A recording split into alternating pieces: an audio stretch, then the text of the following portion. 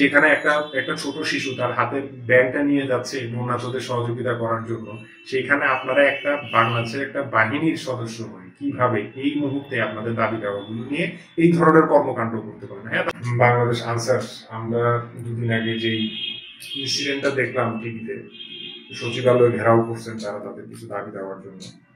তো ব্যক্তিগতভাবে আমার আসলে সামরিক বাহিনী, আধা সামরিক বাহিনী বাংলাদেশে যারা ফাংশন করে বা দেশের বাইরে যারা কাজ করে, আমি টুকিটাকে একটু ঘাটাঘাটি করি ব্যক্তিগত আসলে ইন্টারেস্টের জন্য।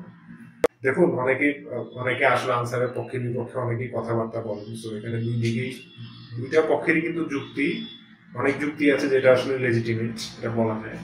বাট একটা জিনিস সবসময় আমাদের আসলে মাথায় রাখতে হবে যে যখন আপনি কোনো বাহিনীর সদস্য হবেন বা যে কোনো বাহিনীর সদস্য হন, বাহিনীর সদস্যের মূল জিনিস হচ্ছে আপনার মধ্যে একটা ডিসিপ্লিন থাকবে, যেটা সাধারণ মানুষের চেয়ে, আমরা জেনারেলি যেটা ধরি যে সাধারণ মানুষের চেয়ে কিন্তু বাহিনীর সদস্যদের ডিসিপ্লিনটা বেশি থাকতে হয়। তাদের কাজের জন্যই থাকতে হয়, তাদের যে নেচার অফ জব এই জন্যই থাকতে হয়।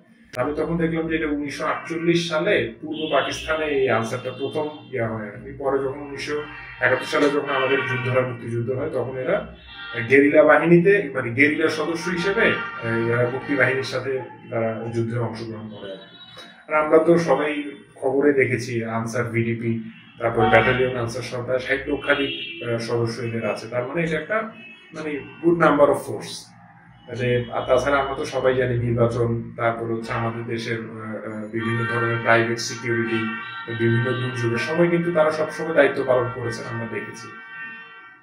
আমার কাছে যে জিনিসটা অবাক লেগেছে যে আমি তাদের কিছু দাবি দেখলাম, যে দাবিগুলো আসলে তাদের ন্যায্য এবং করা উচিত, আইন তাদের কোনো ইয়া নেই, কিন্তু যেই সময়টা বেছে নেওয়া হলো, আমার কাছে একটা ফোর্সের জন্য এই জিনিসটা এত অবাক লেগেছে, যেটা আসলে আমি এটা কোনোভাবে ওই পয়েন্টের কারণে কিন্তু আমি আসলে একটা আনসার নিয়ে ঘাটাঘাটি করলাম আর কি, যে একটা বাহিনীর ফোর্স এমন একটা সময় তাদের দাবি দেওয়া নিয়ে সচিবালয়ে গেলেন, যখন বাংলাদেশের 250 কোটি মানুষ পানির নিচে নিমজ্জিত, সাধারণ মানুষ, ছাত্ররা, বিভিন্ন পেশাজীবী মানুষরা, রাজনীতিবিদরা, যার যার জায়গা থেকে সবাই এই ক্রাইসিসটা কিভাবে মোকাবেলা করা যায় সেটা নিয়ে আসলে কাজ করছেন, সবাই বিভিন্ন জায়গায় দেখছেন। সেই সময় একটা ফোর্সের একটা এত বড় একটা ফোর্স, এত বছর তাদের একটা কাজের একটা হিস্ট্রি আছে, তারা দেশের জন্য তারা অনেক কিছু করেছেন, তাদের দাবি দেওয়া থাকতে পারে, সেটা পার্ট অফ আলাদা অন্যতম। তারা দাবি নিয়ে দীর্ঘদিন দাবিও করেছেন, তাদের দাবি পূরণ হয় না, সুতরাং তাদের মধ্যে একটা ডিসপারেশন তো আসবেই।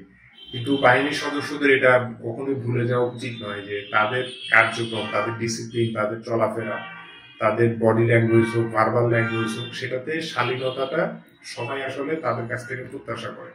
আমার কাছে খুব অবাক লাগলো যে এই একটা ক্রাইসিস মোমেন্টে, যেখানে একটা গভর্নমেন্ট মাত্র ফর্ম হলো, 1 মাসও হয়নি, সেই সময় তাদের ইনস্ট্যান্ট, এবং তারা ওখানে দাবিতে সচিবালয়ে আমি যেটা দেখলাম নিউজে দেখানো, যে ইনস্ট্যান্ট তাদের সেই দাবিটা পূরণ করতে হবে।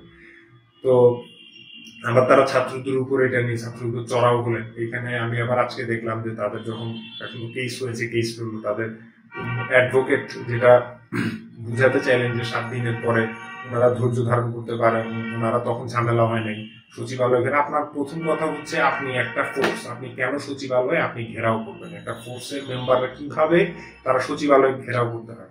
এখন একটা যুক্তি আসতে পারে যে আমরা কিছুদিন আগে দেখেছি ছাত্ররা তাদের পরীক্ষা যাতে না হয় বাতিলের জন্য তারা সচিবালয় ঘেরাও করে দিয়েছে। এখন আপনি ছাত্রদের সাথে যদি একটা ফোর্স যদি একই নেচার হয়, তাহলে তো এটা আসলে কোনোভাবেই এটা চিন্তা করা যায় না। ছাত্ররা ওরা একটাই আন্দোলন করেছে, হ্যাঁ, তাদের একটা সমস্যা হয়েছে, তারা হয়তো সচিবালয় ঘেরাও, কিন্তু তারা কিন্তু সচিবালয় ঘেরাও করলেও অনেকে এটা বলার চেষ্টা করেন যে তারাও সচিবালয় ঘেরাও করেছেন। আমার পরিচিত কয়েক আনসার সদস্য আমাদের এলাকায় আছেন, তখন আমরা যখন বিকালে বা সন্ধ্যায় কথা বলি, ওই কথাটা তারা বলেন যে স্টুডেন্টরা তো সচিবালয় ঘেরাও করেছে, তখন তো তাদের প্রতি এই জিনিসটা করা হয় না। দেখুন, এই জেনারেশনে, জেনজি জেনারেশনের স্টুডেন্ট আপনি যাদের কথা বলছেন, যারা সাধারণ মানুষ বা স্টুডেন্ট যারা এই আন্দোলন করেছেন, সরকার হটাও আন্দোলন করেছেন এক ব্যাপার, তাদের সাথে আপনি কখনোই আপনাকে মেলাতে পারেন না। এটা কেন পারেন না? বিকজ তারা যে স্যাক্রিফাইসটা করেছে, সেই স্যাক্রিফাইসটা কিন্তু যারা বাংলাদেশের পেশাজীবী মানুষ আছে, গতানুগতিক রাজনৈতিক দল আছে, তারা কিন্তু ওইভাবে করতে পারে না। কেন পারে না? বিকজ সাধারণ মানুষদের তাদের সাথে অ্যাটাচ করতে পারে না। কেন পারে নাই? বিকজ তারা সাধারণ মানুষের সাথে যে রাজনীতির ধরন বা যেভাবে সাধারণ মানুষকে নিয়ে রাজনীতি করতে হয়, এটা বাংলাদেশের বেশিরভাগ রাজনৈতিক দলেরই ছিল না। তো সেই কারণে সেটা হচ্ছে অন্য তর্ক বিতর্ক। আজকে ওই জায়গাটায় যাব না। আমার কাছে যে জিনিসটা অবাক লেগেছে যে তাদের থট প্রসেসটা কিভাবে কাজ করেছে, তারা ছাত্রদের সাথে নিজেদের মেলাচ্ছে। আমি আমি যেহেতু মানে আমরা তো আর আনসারের সাথে সবার সাথে কথা বলা হয়নি, তো যাদের সাথে একটা জিনিস আমি তাদের মেন্টাল সাইকোলজিটা বোঝার চেষ্টা করলাম। আপনি আপনার সাথে ছাত্রকে মেলাবেন না। ছাত্র দেশের জন্য যে কাজ করেছে এটার জন্য সে কোনো বেনিফিটেড হয়নি। সে কিন্তু বাংলাদেশের ওই গণতন্ত্র আন্দোলন করবে এটার জন্য সে বেতনভুক্ত কোনো লোক না। বাংলাদেশের যে সংস্কার করতেছে আজকে, এই যে এই আমাদের এই বন্যা কবলিত এলাকার জন্য উপদেষ্টারা বলেছেন যে আমরা 1 মাসের বেতন করবো না। আরো বিভিন্ন জায়গায় অনেকে স্যালারি স্যাক্রিফাইস করেছে, ব্যাগ দিয়ে 2 দিনে যার জায়গা থেকে যার ক্যাপাসিটি অনুপাতে এটা করেছেন। সেই জায়গায় যেখানে একটা ছোট শিশু তার হাতের ব্যাগটা নিয়ে যাচ্ছে বন্যাতদের সহযোগিতা করার জন্য, সেইখানে আপনারা একটা বাংলাদেশের একটা বাহিনীর সদস্য হয়ে কিভাবে এই মুহূর্তে আপনাদের দাবি দাওয়াগুলো নিয়ে এই ধরনের কর্মকাণ্ড করতে পারেন। হ্যাঁ, দাবি দাওয়াগুলো আপনারা প্লেস করে বলতেন যে আমরা যেহেতু বন্যাতদের সাহায্যার্থে পুরা দেশ একটা ক্রাইসিসের মধ্যে আছে, আমরা আপনাদের 1 সপ্তাহ সময় দিলাম বা 10 দিন সময় দিলাম, এর মধ্যে যদি আপনারা না করেন আমরা আন্দোলন করবো, এবং আন্দোলনটা আন্দোলনের মতন করবো। আপনি সচিবালয় ঘেরাও করতে পারেন না। আপনার সেইখানে আমাদের সচিবালয়ের সচিবরা যখন কাজ করে, উপদেষ্টারা কাজ করেন, আমাদের দেশের 20 কোটি মানুষের জন্য তারা কাজ করেন, আমাদের ভাগ্য নির্ধারণের জন্য কাজ করেন, প্ল্যানিং প্রোগ্রাম করেন। সেইখানে তাদের এই মানসিক প্রেশার দিয়ে তাদেরকে দাবি আদায় মানে জোর করে দাবি আদায় যে টেন্ডেন্সিটা আপনারা দেখালেন, এই জিনিসটা আসলে খুবই গুরুতর আমি মনে করি। এবং এর দৃষ্টান্তমূলক যারা এটার সাথে সরাসরি জড়িত আছেন তাদের দৃষ্টান্তমূলক শাস্তি হওয়া প্রয়োজন। আরেকটা বিষয় হচ্ছে যে যারা এদেরকে নেতৃত্বে দিয়েছেন, অনেকে আছে, আমি আনসার সদস্য ম্যাক্সিমামই আমি যেটা দেখেছি তাদের আসলে অত ডিপ চিন্তা ভাবনার প্রসেস নেই। তাদেরকে হয়তো বলা হয়েছে হ্যাঁ তোমরা কম বাচ্চা, স্বাভাবিক। এখন যেহেতু দেশের এই ধরনের একটা ক্রাইসিস, বিভিন্ন ধরনের পক্ষ বোকা মানুষদের আসলে লাড়াচাড়া করার চেষ্টা করে।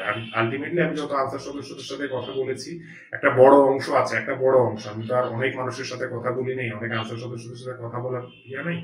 আমি যে কয়েকজনের সাথে কথা বলেছি আমি দেখেছি তারা বেসিক্যালি একটু সরল হয়। আমি বোকা বলাটা ঠিক হবে না, এই শব্দটা হয়তো ঠিক না তাদের জন্য, বাট তারা একটু সরল হয়। তো তাদেরকে হয়তো বুঝ দিয়েছে যে স্টুডেন্টরা এটা করেছে, আমরা এটা করলে এটা করে ফেলতে পারবো, আমাদের এই সুযোগ সুবিধা হবে, সবই ঠিক আছে, আনসারদের দাবি দেওয়া সবকিছু ঠিক আছে। কিন্তু যেই জায়গাটায় আনসারদের বুঝতে হবে যে আজকে ছাত্র আন্দোলন কখন সফল হয়েছে, যখন সাধারণ মানুষ ছাত্রদের সাথে এসেছে এবং তাদের দাবি এবং সাধারণ মানুষের দাবি এক হয়েছে। যেখানে এই ছাত্ররা বলেছে যে আপনাদের এই ন্যায্য দাবির জন্য তারা সহ কাজ করবে, সেখানে আপনাদের উচিত ছিল যে অপেক্ষা করা এবং সেটা নিয়ে ডিসেন্সি ভাবে মানে স্বাভাবিকভাবে কথাবার্তাগুলো চালিয়ে যাওয়া। সেটা আপনারা ভুল করেছেন। আমি মনে করি হ্যাঁ পরবর্তীতে তারা মাফও চেয়েছেন, কিন্তু এটা একটা মেসেজ হবে অন্যরা যারা এখন আন্দোলন সংগ্রামের চিন্তা ভাবনা করছেন। সেদিন আমি খবরে দেখলাম যে নুরু বলেছেন যে অ্যাটলিস্ট আগামী 1 মাস যাতে এই ধরনের আন্দোলন সংগ্রাম নিয়ে সরকার এখন একটা মাত্র, তা আমি মনে করি 1 মাস না, আসলে 3 মাস এই ধরনের কোনো খুব বেশি গুরুত্বপূর্ণ কিছু না হলে, জেনারেল দাবি দেওয়া পূরণ করার অবশ্যই কারোর প্রতি অন্যায় হইলে কোনো গোষ্ঠী যদি কোনো কিছু প্রয়োজন হয়, বাট অ্যাটলিস্ট 3টা মাস এই দেশের যে ক্ষতি হয়েছে সেটাকে রিভাইভ করতে বা এটার বিভিন্ন ইনফরমেশন আনতে কিন্তু একটা সরকারকে আমাদের সময় দেওয়া উচিত।